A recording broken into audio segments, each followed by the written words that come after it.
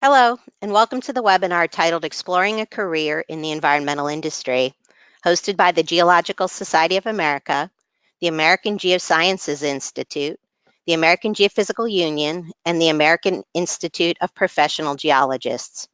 My name is Jennifer Nocerino. I'm GSA's Mentor, Field Award, and Short Course Program Officer, and I will be moderating today's webinar. Your presenter today will be Brandy Barnes from Draper, Aden Associates.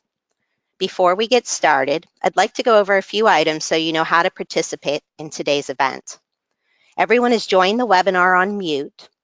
At the top right corner of your screen, you'll see a control panel. You will use this control panel to ask questions at the end of the webinar during the Q&A period. The webinar will be approximately 1 hour in length, and it's being recorded for on-demand viewing. An email with the playback link will be sent to you in 2 days. There will be a short survey at the end of the webinar. Please take a moment to fill it out. Your input's important for the organizations hosting this webinar and for our presenter in tailoring future webinars that make the most impact for you. With that, let's begin the webinar. Hello, my name is Brandy Barnes, and I want to take a moment to thank the Geological Society of America for asking me to be a part of their Geo Careers series. This webinar is intended to help students and young professionals get insight into the environmental industry and hopefully give you some tools to start looking for positions in your career. A little bit about me: I am a staff geologist at Draper Aden Associates in the environmental department out of our Raleigh, North Carolina office. All right, the environmental geology industry. This is a really important industry as far as the geology is concerned because it's so widespread. There are so many opportunities. You can find a job pretty much anywhere you go. It goes from handling problems with contamination that affect everyone and keeping the public safe and maintaining regulatory guidelines at the state and federal levels. It's very abundant, as well as it's a very consistent industry for young professionals and students to get involved in, which makes it really appealing. But why is it important? Well, because it affects everyone. And keeping our planet clean is probably one of the #1 topics that we face as scientists these days. And so the environmental industry is at the forefront of making sure that we keep the planet clean and contamination as low as possible. I want to jump right in and talk about what it's like to look for a career in the environmental industry. When you're starting out after school, you might question what kind of titles might be available and what you might be looking for in job descriptions. One of the first ones that you're going to come across as a student or young professional is the term of a technician. A technician tends to be someone who spends a lot of time out in the field, and for a lot of companies, it is their first step into hiring. It's very field heavy, but there's a lot of opportunity to learn about different projects and services that a company may offer their clients. We also have terms such as environmental scientists and geologists. Depending on the company, there might be some similarities as far as the job description on these, but I think that most companies tend to believe that a geologist is someone who's planning on being a professional geologist in the future, so therefore they adopt that title. The other type of titles that you might run into are project managers or environmental engineers. These are senior level type positions, and they really do tend to happen later on in your career. But what you might want to do is look into what kind of route you might take in order to get the growing aspect in a company and become a project manager or environmental engineer. Some companies will have you do a more technical path, a project manager path, and some companies tend to merge the two paths into one. So this is a good question for you to ask if you know someone in the company or you're in an interview as to how you might grow and advance within the company and what your path might look like for that. There are two main aspects when thinking about the environmental industry. We have consulting, and then we have government and state jobs. One of the biggest aspects of environmental work tends to be the consulting industry. Most students and young professionals will jump into this aspect of their careers first because there's an abundance of it. So we're going to jump right in and talk about what consulting is. So consulting firms tend to look at a problem and then they come up with a solution.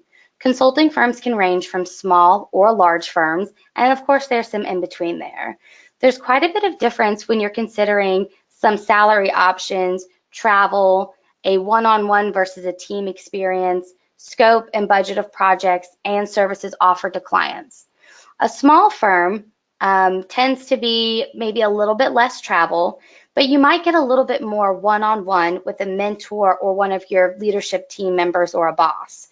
They also might have a slightly smaller scope of services, but you will be able to work on projects from beginning to end. My first job actually was with a smaller firm, and I got a lot of experience, and probably my favorite aspect of working with that company was getting mentored by my boss on all the different things that they experienced throughout their career and how I could apply it to mine. So having that direct correlation with them on projects was really beneficial to me. Now I've changed companies and I'm in a larger company, and I really get more of a team experience with a larger firm.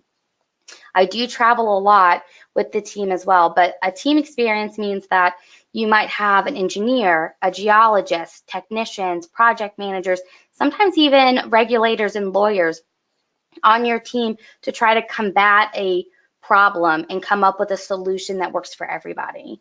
Larger firms will also have larger budgets, and they tend to have a bigger scope of service that they can offer to their clients. So there is a lot of appeal for young people who want to jump into larger firms because you might get to do a little bit more of everything as opposed to learning something from beginning to end and really honing in on that skill early on. One term that I definitely want to hit on because it will come up in any type of consulting, environmental position or interview is the term billable, meaning your billability or your billable hours. This is a widespread term, and most students may not understand quite what this means. In order to be billable, it means the amount of work that you've worked throughout the week that can be billed directly to a client or to a specific project at the company. So meaning if you have a 40-hour work week, you might bill 30 or even 40 hours to a client or a project, and that brings you up to a very high utilization. That means that you're keeping up with company policy, work is going through the door, and the company's not losing money. This is a way for employers to track how someone is growing and how the projects are doing. For consulting, you really want the work to come in the door, have a good product, and you want it to go out and finish that project. There is a quick turnover, and consulting firms do stay quite busy. So your billability might be affected by the time of year or the type of projects that you're working on, but the important thing is to understand the term and to know what your expectations are when starting a position. So definitely, if you have any questions, ask your future employer, ask somebody in an interview for more information on what their expectations are as far as your billability. And they'll be happy to answer anything that you might have questions on, because that's important for their company that you understand what your expectation is. All right, let's move on to government and state jobs. There tends to be fewer fieldwork opportunities, but on the flip side, you get to do more technical review and review of permit requirements. There's also a lot of training opportunities with government and state jobs. It tends to be a pretty strict 40-hour work week, but with great benefits packages. One of the frustrating things that I've come across with some different colleagues of mine is that in certain regional offices or certain areas, it might be harder to get a promotion or to advance in these type of positions because normally they have to be vacant in order to fill them. So that's something you might want to know moving forward if this is the route that you want to go. It also is very attractive to parents with school-age children because of the benefits. Sometimes even I've heard of people being able to work from home as part of their working for the state or working for the government. Now, when we're comparing apples to apples with consulting versus government, here's a little bit of a quick rundown. Consulting does tend to pay a little bit higher, and you do tend to have a little bit more advancement opportunities or promotional rates when talking about consulting. You do get a variety of projects, and you will work directly with problem-solving projects. So you get to come up with what is the problem and how do we create a solution to the most cost-effective yet most beneficial way of what we're trying to accomplish. So that is a really good skill to have, but you will work more than 40 hours a week. It's pretty widespread that consultants work very hard and they tend to work long hours. This can change based on the type of work, again, that's coming in or the type of year, but it does not tend to be a 40 hours, and I definitely would say probably not under 40 hours a week. And then we have talked about the billable rate term. When you compare it to government, the pay starting out is roughly about the same, and you do get to focus on regulatory compliance. Being that with consulting, when you're problem solving, you do have to meet those regulations and those guidelines. Working on the government side, having that expertise in regulatory compliance can definitely be a benefit. You also, like we said, work the 40-hour week. You have great government benefits, and I know this is appealing for a lot of young people due to tuition forgiveness programs. Now we're going to jump in and talk about how you can best prepare for a position with the environmental industry. I have here listed a few different courses which can definitely help. One that I really want to kind of point out is applied geology courses. And what I mean by that is more of an experience that I had. In college, when I took a geotechnical engineering course, we were offered the ability to give a scenario of which a client would be hypothetically hiring us, and we were able to create a solution based on data that we were given, and we had to write a memo to this client of our solution. This was a super great step in me being able to start my career because I really feel like I understood what was expected of me in an actual work type environment. And so if there's any sort of course that offers that type of applied geology or those problem solving skills, definitely consider taking those courses because they will benefit you. I also want to recommend personal writing skills as well as technical writing skills. You will always and forever use these skills, so make sure that you brush up on them and really have those ready as best as possible. Your company or the state will definitely tell you what they expect as far as these, but to have a good solid foundation is important. I also want to mention taking a speech course. Doing public speaking is something that you will have to do throughout your career, whether it be giving webinars, whether it be talking with clients, talking with your coworkers, presenting an idea. So taking a public speaking course or being able to present research is definitely something that's going to prepare you for the workforce. And I also wanted to note that many of the positions for the environmental industry can be obtained for entry level with a bachelor's degree. They are plentiful, but some firms and positions will prefer or require you to have a master's. So the best way to kind of navigate that is to ask questions and learn or potentially get a contact and see what a firm is expecting from a candidate that they would hire. One of the most important aspects of being able to prepare would definitely be networking. Networking is something, again, along with public speaking, it just allows you to hone in on those skills and to connect with people. A face-to-face interaction is memorable, and it'll definitely set you apart from other people. I want to tell you a quick story about how I utilize networking, but not in a face-to-face interaction. So do not pigeonhole yourself just to that. When I was out of school, I was sending emails to different geologists asking for recommendations on my resume or different geology positions that would be offered in the state of Florida. Well, long story short, person X put me in contact with person Y, who put me in contact with person Z.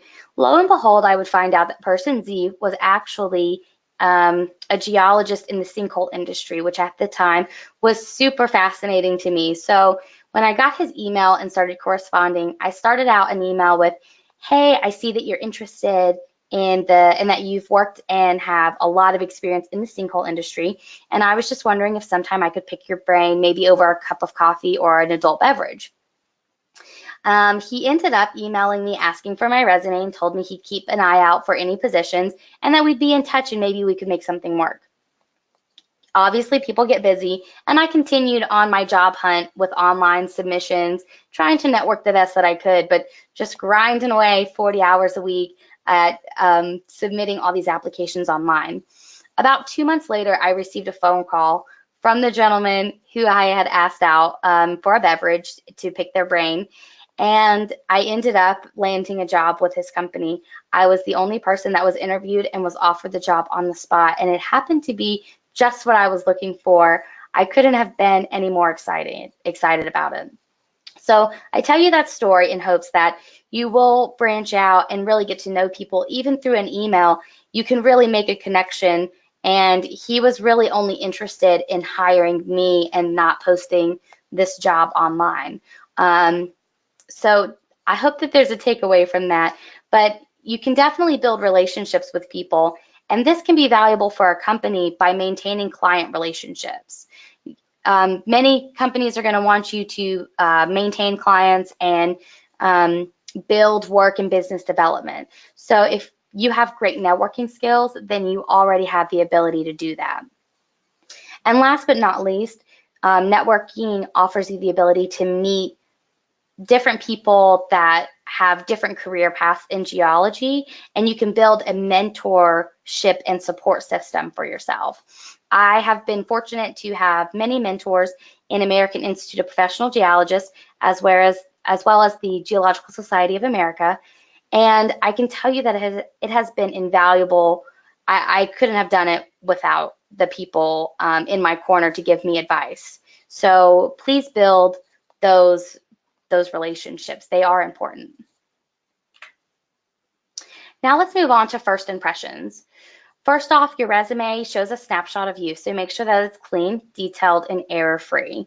That is typically most people's first impressions, especially when submitting online applications. So let's make sure that that is detail-oriented, and also have a professional look at it. If you have someone in mind, then definitely have that professional look at it. They can give you a lot of insight. Of course, always dress to impress. And something that I get a lot when talking to professionals is about having young people be excited and enthusiastic about opportunities. An employer wants to see that you're interested in this position that they have. They want you to be excited.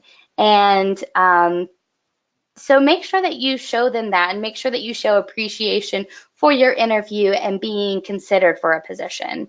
It really goes a long ways, and people really want to invest in people who are truly passionate about career growth. And one of the easiest things to do that I do want to make sure, we have a lot of resources at our fingertips, especially with the internet. So make sure you do your homework and research companies, their values, and their services. The important aspect of this is that when you're going into an interview, you want to make sure that you understand as much as possible about the company, so that when they're telling you different aspects of what your job might look like, you already kind of have a little bit of background information going in. You also don't want to spend valuable time in an interview, and when you have questions, asking about company values when you easily could have learned that online. So definitely take the time and get as much information as you can with the resources that are at your fingertips. Experience. You definitely want to make sure that you include as much experience and get advice from people on what experiences and how detailed they should be on your resume based on the type of firm it might be or a government job. Definitely always put research and internship experiences They will always give you a little bit of an upper hand. But for those students who are looking for an internship, you might have a little bit of trouble finding an internship in the environmental industry specifically. The problem with that is that employers, in order to send you out into the field, will require an OSHA 40-hour course. That is Occupational Safety and Health Administration, and it's a week-long course that you have to have in order to work with contamination. Now, that's not to say that there's not internships out there for data entry or different minor project management type skills that you could definitely learn. And then even some companies may invest in an internship or an OSHA 40-hour. So please consider that when thinking about all of this. Also consider opportunities such as GeoCorps and think about ways to make your resume stand out. A lot of times students do part-time jobs and full-time jobs before they start their career. So think about things such as if you were a lifeguard or you worked with children and you might be CPR certified or first aid certified. Companies obviously know that they're going to have to keep you up to date with the certifications, but if you're already health and safety oriented, that is a huge plus for employers in the environmental industry. So make sure that you kind of mention those things, especially verbally, on how important it was for you to obtain those certifications and what it taught you about that position. Now, probably one of the most important takeaways I hope that you will listen in on this webinar is for the ASBOG test. Many of you will have heard about the ASBOG test by now, but might have quite a few questions. I know that when I was in college, I didn't quite understand the ins and outs, so I do want to give you a quick little snapshot into some success moving forward with the ASBOG. So the ASBOG is an exam in which many states require a test in order to process the license of a geologist. The test comes in two parts: fundamentals of geology, which is mostly what you've learned in college, and then the practice of geology. Most professionals, I would say pretty much all of them, as well as me and many of my colleagues, we will always recommend that you take the first portion your senior year of college or right after you graduate. It is so important because it is fresh in your memory, and the chances of success, I believe, are much higher. I can tell you from experience that I am getting ready to take part one next month, and to be able to work a full-time job, study for a test, as well as do professional development and other things that life requires, it can be a little difficult to make sure that I have brushed up on everything that I learned in college to be able to take the test successfully. So it will save you a lot of time and energy and heartache if you take it right out of school or your senior year while it's fresh on your mind. So I definitely hope that you consider that. If you need more information on that, please check out the ASBOG website. There was also a webinar done through AGI and AIPG about this topic, and I believe it can be viewed online, as well as check with your state on what they require in order for you to obtain a licensing, to become a licensed geologist in your state. And one of the major benefits of this is it shows that you have a career plan. So let's say in an interview you are, it's between you and another candidate and you're talking about, standing out from the crowd. They might ask you, are you planning on taking the ASBOG? Do you know what the ASBOG is? And what's your future career goals? If you have already taken the ASBOG or you are signed up to take the ASBOG, it is definitely a major plus for that company because they can see that you are career oriented. So definitely consider that. And then it gives you the upper hand on other applications. One of the questions that I get is about the previous slide. We talked about the OSHA 40-hour, and should I sign up for a course, and will that set me apart on a resume? Since employers already expect to incur that cost and give you the OSHA 40-hour, I would definitely recommend that if you're going to invest in yourself, that this would be the investment that you would take is to start this examination process and to take part 1, the fundamentals of geology, over something, say, like the OSHA 40-hour course. All right, congratulations. You have your first job. Now let's get to work. You can definitely expect to spend a lot of time out in the field, especially in your first 3 to 5 years. But the great thing is that it's an important part of your career. You're going to see problems firsthand, and you're going to start learning how to implement problem-solving skills. And so definitely enjoy the field work. Many professionals miss doing field work after they end up getting stuck in the office later on in the career. So enjoy the field work and learn as much as you can, because it will help you develop those project management skills later on down the road if you can really hone in on as much information and what you've learned as far as how things actually happen out in nature.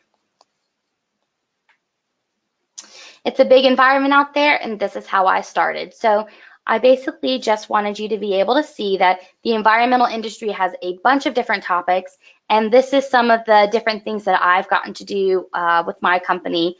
And so there's a wide range of things out there that you can do, from landfills and vapor intrusion work. Environmental phase 1s is basically seeing if a property might be at risk for contamination. That's the short version of that. But you have to do a lot of research with that, so that's interesting. Wastewater management, groundwater monitoring. A lot of people in consulting will start out doing a lot of groundwater monitoring. So you can expect that, and then of course bio remediation and injections. And then here's some tips for growing. Definitely say yes to every opportunity. You don't want to turn something down, especially if you're not sure if you're going to like it or not. And you might really end up enjoying a different project than you had originally kind of wanted to do, just by saying yes and helping out a project manager. Also, going back to that networking, seeking mentorships from your team and project managers. Make sure you're checking in, make sure that you understand the ins and outs of the projects, and ask questions if you're confused or if you want to know more information about why you're doing something. This is really going to help you get those billable hours, as well as it's going to help prepare you for those project management or team leading type positions in the future. And then probably the most important is living outside of your comfort zone. You might enjoy doing something more than you originally thought. A little bit of a personal story, I will tell you that when I was in college, I had no interest in starting in the environmental industry. I just didn't think at the time that it appealed to me. But I had a growing network of geologists that supported me in my career and that I was able to seek mentorship from. And a number of them were in the environmental industry. And I began to hear about their jobs and their careers. And I started to see myself doing similar things and thinking maybe I didn't know what I thought I knew about the environmental industry. And based on some really great guidance, I've decided that it's such a big industry and there's so much opportunity that I really needed to harness in and learn some valuable skill sets in the environmental industry. And so now I've ended up doing environmental work, and it's been exciting and it's different, and there's a lot of variety. And it's a lot more fun than I originally thought it would be. So if you are kind of unsure on if this is the path for you or not, definitely don't knock it too soon. You know, go find someone who has worked in this industry for several years, and a lot of times you will find so many people that absolutely positively love working and being a part of this industry. And with that, this concludes my presentation. I do want to thank all of our sponsors, as well as the people who kind of helped me and gave me advice for this webinar so that I could pass it along to our students and young professionals. And with that, I will turn it over to Jen so that we can get some questions.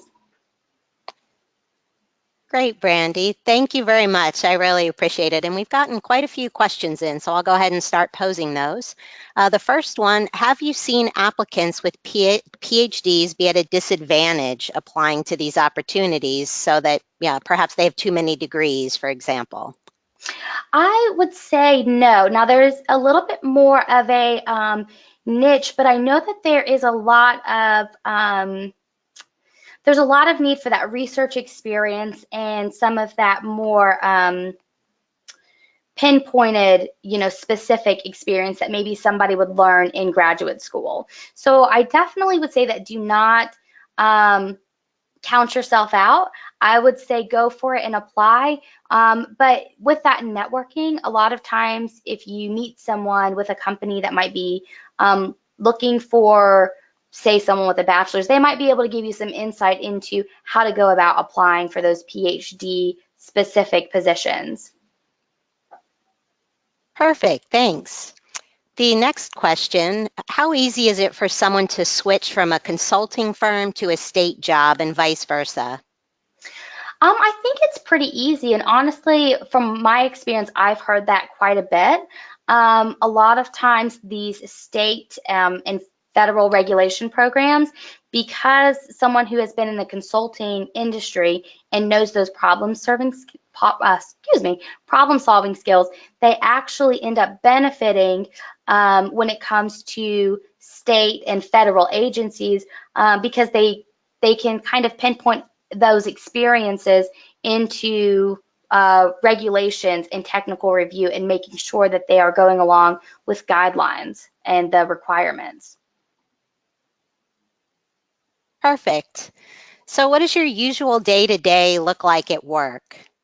And that is the real question. Honestly, most employers will tell you that as far as a technician or staff position, or especially, my job as well, there is no real day to day.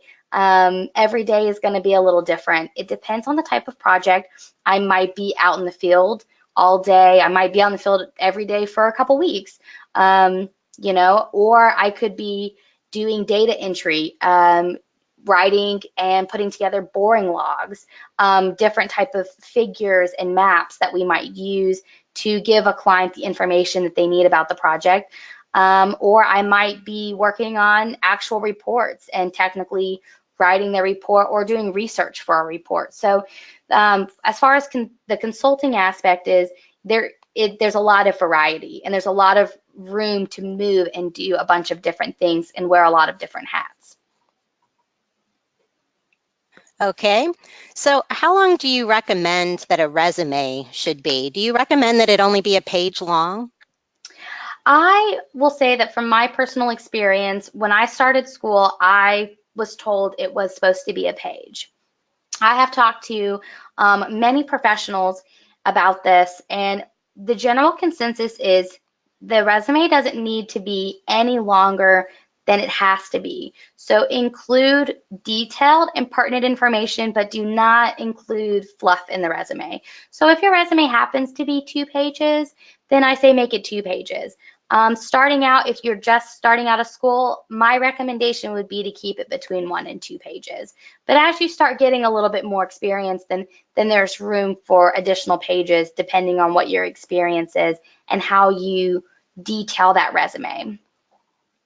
Thank you.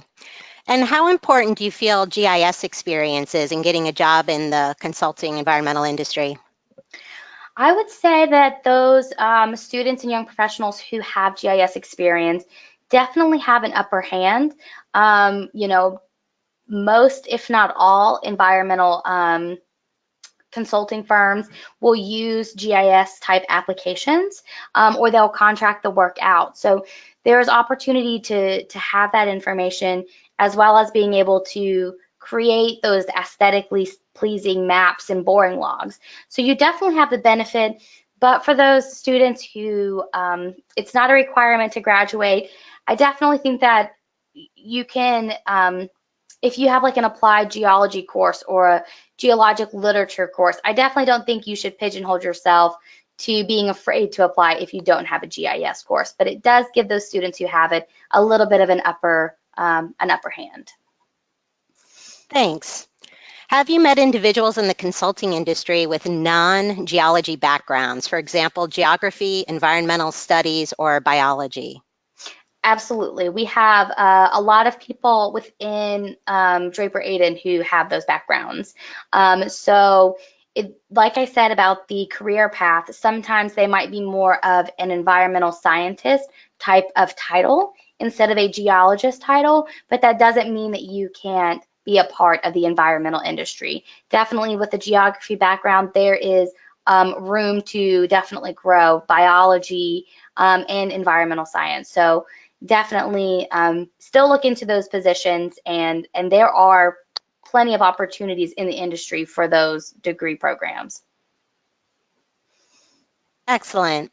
So I noticed you didn't talk about learning program languages like Python or software like ArcGIS. And so in your position, do you find that you utilize these programs? I personally have not utilized Python or ArcGIS. However, I have heard of other young professionals starting their careers that have used them. One of the most applicable things that I learned about using GIS, in which I don't use directly but indirectly, is the ability to kind of understand how different softwares work and the variation. So I do a lot of I build a lot of soil logs and things for clients. And so being able to run those applications and learn the nuances kind of helped me by learning the GIS application. So I definitely think that there is a lot of benefit when learning how to use those types of softwares. Thank you. And what do you find you're doing when you're out in the field? There is a variety of things doing out in the field. A lot of times, young people can look forward to doing an environmental phase one site assessments. Pretty much, I've heard of pretty much every environmental consulting firm does these. And basically, for the field aspect, you'll have what they call a site visit, where you'll walk around and see if the property has the ability has any potential for contamination, or if you see any actual contamination on the property. So with that, there's a lot of pictures that you have to take, sometimes just general tape measurement type things, and it's basically writing down everything that you see. A lot of times you have to like walk around the property and do the interior. You'll check the insides of buildings and storage areas and pretty much look in any nook and cranny that you can find. So that's something that you can look forward to probably starting out in consulting, as well as groundwater monitoring. So monitoring the conditions of properties that have been contaminated.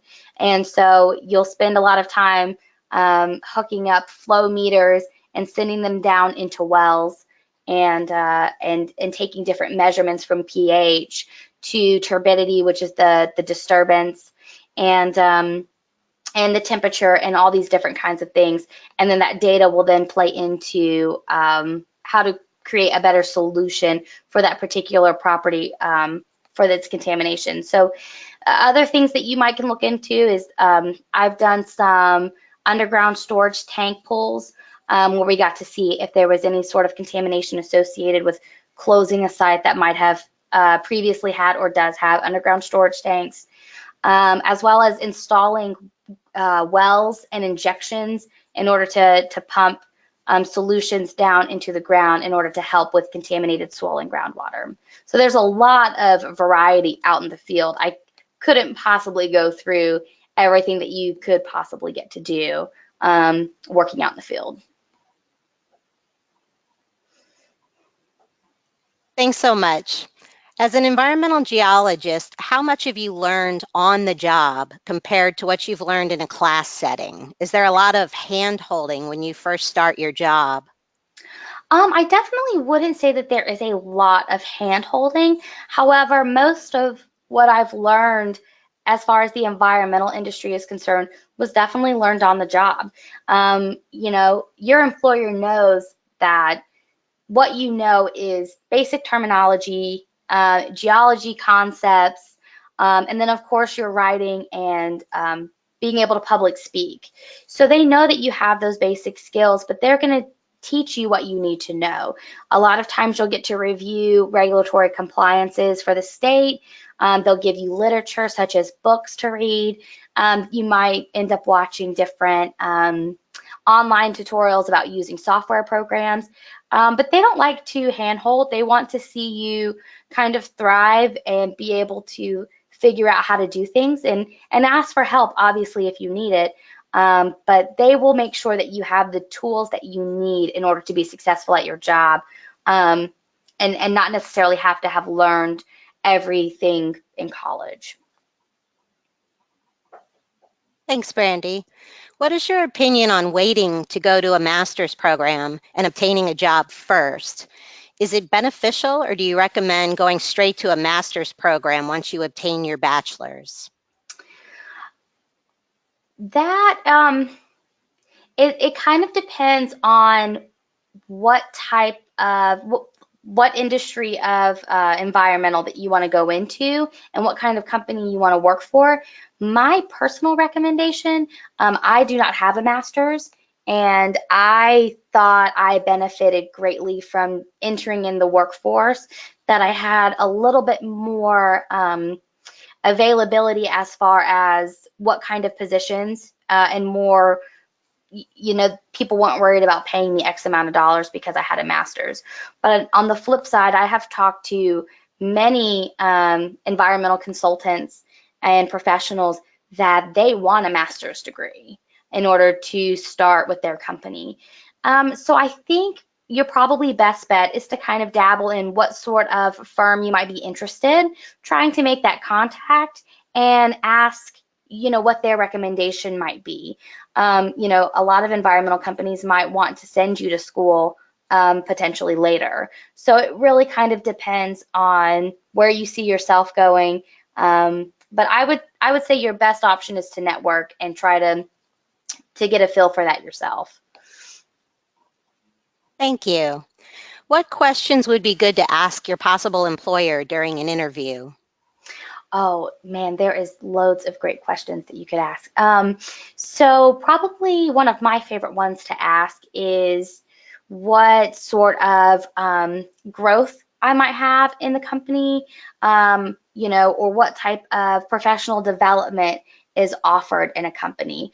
So people want to know if they're going to make a good investment in you or not. And so if you're asking questions about not the next 0 to 2 years, but questions about the next 5 years, the next 7 years, then they feel like they're making a good investment.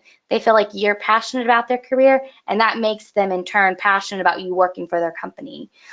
So those type of questions are always great.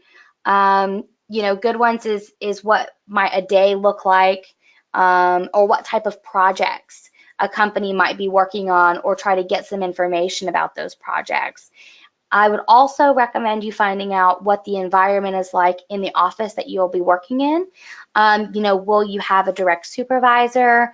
Will you be working with a specific team? Or will you get to work with a couple different teams and a couple different project managers?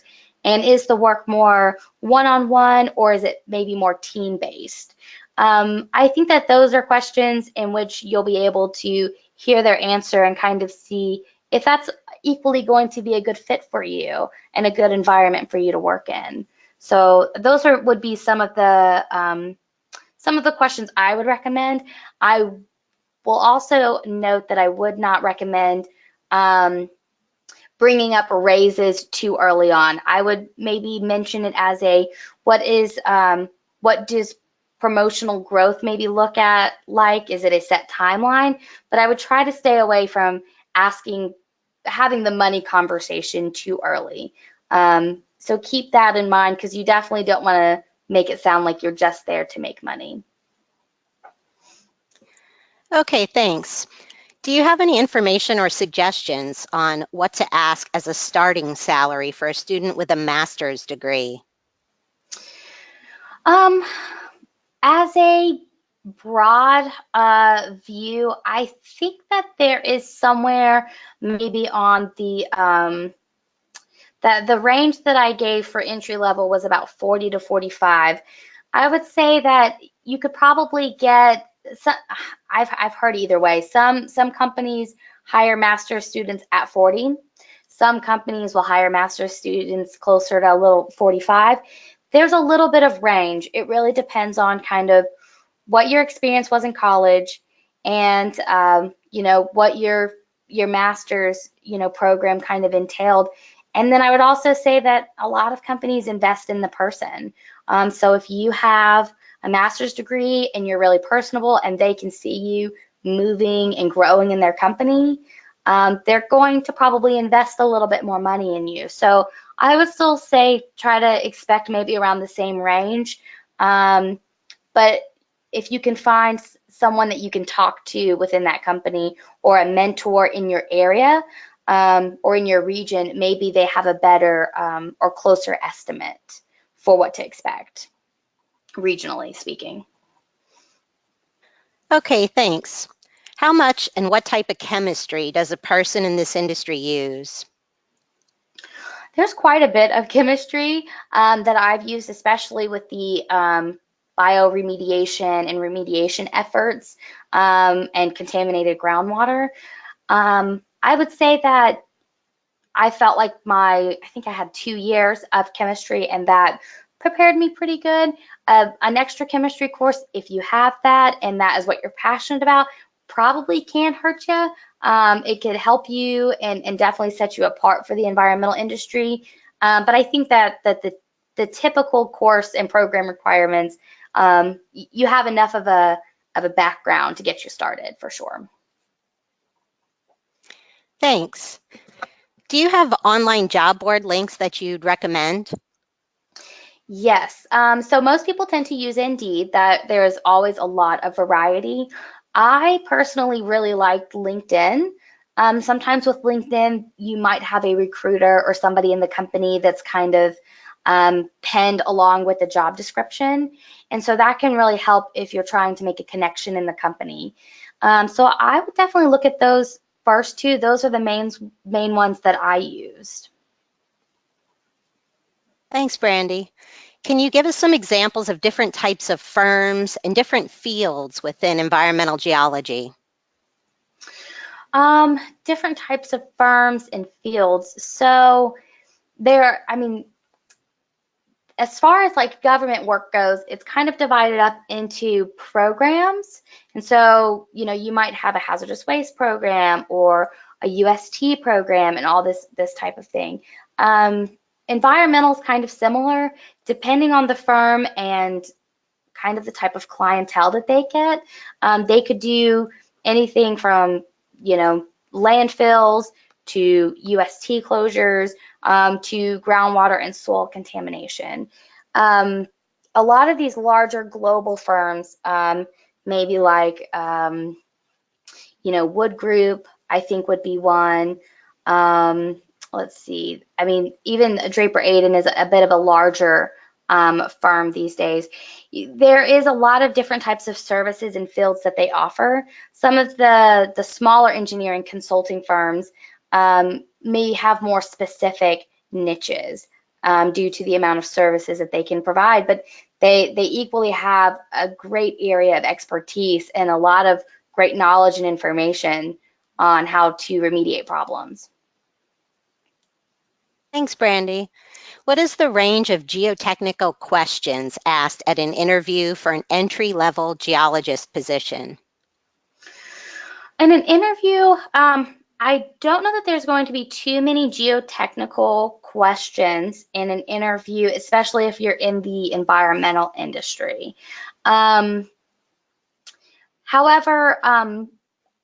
if let's try one. If you're interested in the geotechnical industry, most people, again, kind of like environmental, they expect you to have some basic knowledge, but they're not trying to expect you to come in with years of experience when you haven't even started your career. So again, like in the environmental industry, geotechno is going to teach you what you need to know to be successful at your job. But some of the overlaps and benefits that I found between geotechnical and environmental would be a lot of the soil classifications and understanding soil and rock properties. I thought that was really beneficial, as well as using softwares to create boring logs and things like that. So if you have some geotechnical background or some experience with, soil and rock mechanics, then I would figure out a way to kind of put that into your resume or talk about it in your interview, because that will definitely benefit you in your environmental career as well. Thanks. Is it common for companies to hire recent graduates from out of state? If so, do they commonly compensate for relocation? I don't know how common it is, to be honest, but I know that it's not unheard of. I had moved to Florida, but I did not ask for a relocation with my first job because I was mostly in Florida with some friends before I started my job there. However, I have a friend of mine who doesn't have much environmental experience, but yet she had managed to get to really jump off her environmental industry career, and she was relocated and given a relocation stipend.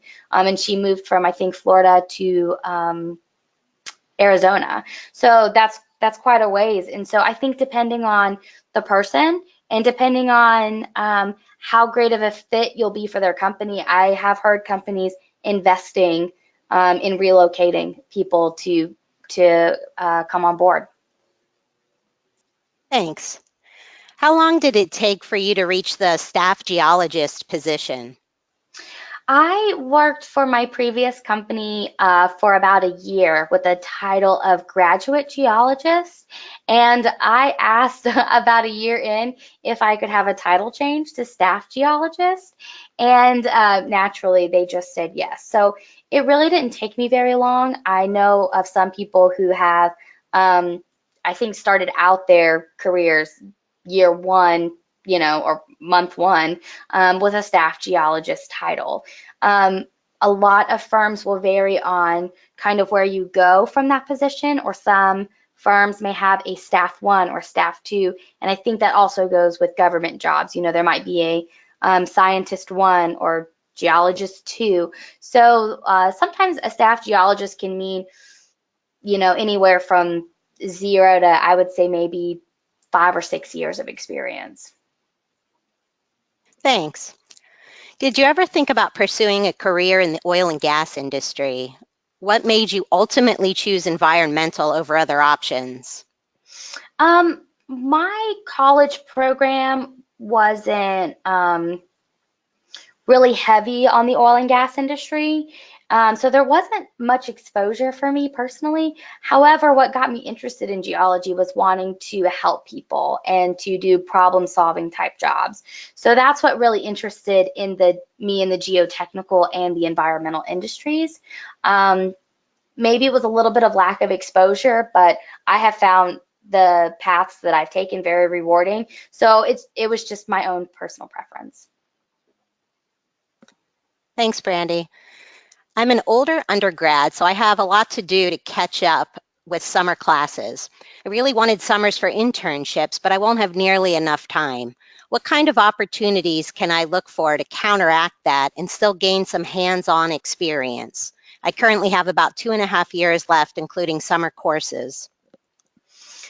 I would say if you don't have a lot of time, some states do some pretty interesting programs on maybe field trips or conventions.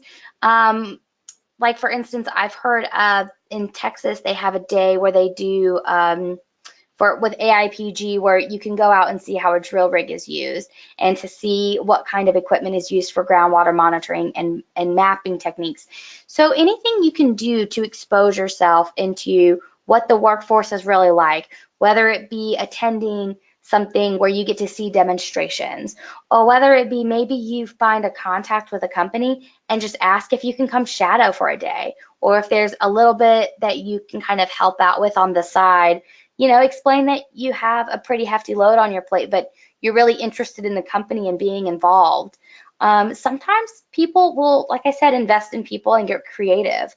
So if you're a little having a hard time with the time commitment, consider those, and also consider being active in the Geological Society of America or American Institute of Professional Geologists, or AGU, and try to get on those student boards and organizations, and try to do activities where you have professionals come and speak to the students at your university. So those type of things, they may not be a huge time commitment, but you're able to learn as well as help other students learn, and that shows a lot of leadership skills. Any kind of thing you can do and get creative to help you push your career along is definitely going to help.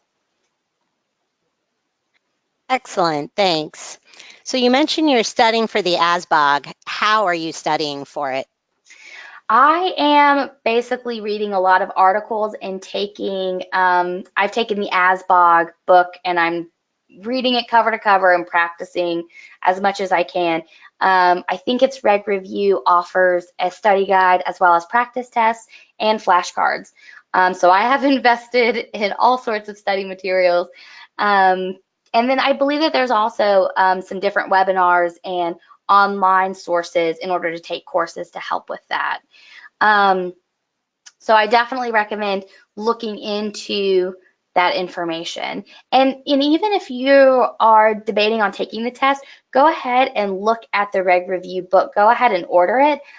It's really great with giving you all the little things that kind of help you along, basic information about a job or about an industry. So those books are really great. If I had it before in college, I might have been able to pinpoint the environment, the industry that was going to interest me the most, because it talks a little bit about geophysics and geotechnical, environmental, regulations, oil and gas. So it's a little bit of everything all in one book. So if you read something and you think, wow, that's really cool, then I would expand on that and learn more.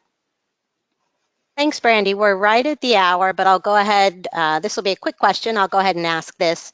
How many hours a week do you work? I tend to work some weeks 45 is probably my lowest amount. Some weeks it tends to be closer to 60 or 70, depending on the field work. So it is a little bit of a hefty undertaking, but it's totally worth it, and it's a blast, and I have a great group here. So it's a lot of fun. Thanks so much, Brandy. We appreciate your time. That concludes our webinar, and I want to thank everyone for joining us and for all the questions we got. There's been quite a few that we haven't gotten to, and if I wasn't able to answer your question, I'll email you or email Brandy if she needs to answer that, and we'll get back to you. Please contact us if you have any other questions. And I also apologize, we did have some recording issues where some folks weren't able to join us, and this has been recorded, and you will be emailed that recording today. They'll go out fairly quickly. There is a short survey after we close this webinar, and we'd really appreciate it if you take a few minutes to answer that survey. And thank you and goodbye. We really appreciate you joining us. Thank you.